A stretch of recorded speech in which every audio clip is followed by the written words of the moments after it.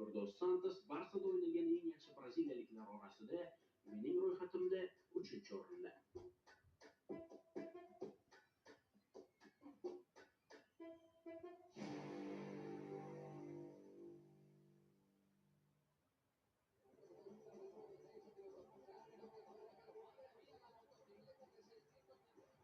Real Madridda 3-o'rin Roberto Carlos, braziliyalik pushka.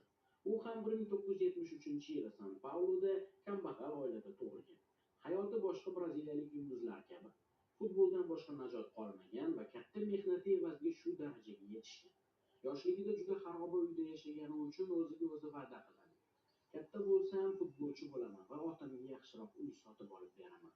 Roberto bu va'dasining ustidan ancha vaqtli chiqadi. Otasi Lotin Amerikasi musiqasi qiroli deb ta'riflangan braziliyalik qo'shiqchi Roberto Carlos muxlisi bo'lgan. O'g'liga ham uning ismini qo'ygan. Bugungi kunda san'atkor qahramonimiz fonida eslanadi.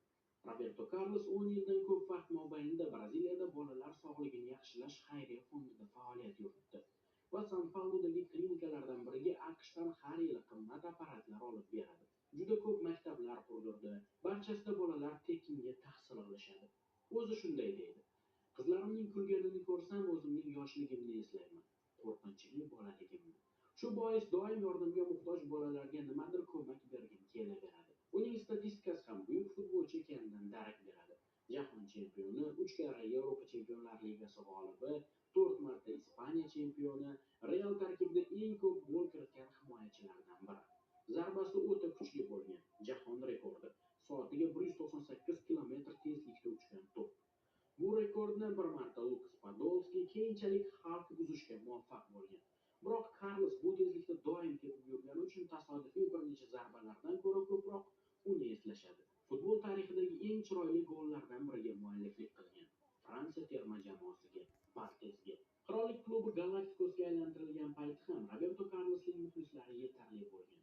Raul, Zidane, Beckham, Figo, Ronaldodan qolishmaydigan tarzda muxlislari ko'p edi. Uni yomon ko'radigan futbol ishqibozi bo'lmasa kerak degan edi Puyol, Barselona klubi himoyachisi. Boshqa ta'rif ortiqcha. Realda 3-o'rin sohibi o'zi haqida pandemiya davrida The Players Tribune nashriga intervyu bergan edi. Hozir shuni qahramonimizning o'zining tilidan tinglaymiz. Uyimda unutilmas rasm bor. Bu surat 1996-yilda Real meni Interdan xarid qilgan paytlarda olingan. Ungacha men hech qachon Madridda bo'lmagandim. 23 yoshdaman. Samolyotdan tushishim bilan men dastlab uyga yoki Santiago Bernabeuga emas, bir necha jurnalist bilan Sibir